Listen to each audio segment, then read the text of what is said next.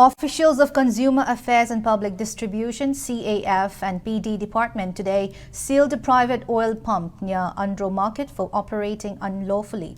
A combined team of CAF and PD, Imphal East District Administration and Indian Oil Corporation Limited (IOCL) detected the illegal operation during a drive in the area. CAF and PD OSDPOL Haubam Bobby said the drive was conducted as per instructions from Governor. The sealed oil pump was operated by one Sarungbam Nabachandra of Andro and had a storage capacity of 1,000 litres of petrol and 1,000 litres of diesel. District Supply Officer K. Dhananjoy, SDC Thaubal, Irom Nirmal, IOCL Assistant Manager and Sumyan and CAF and PD Imphal East Assistant Director L. Victor were also present during the drive.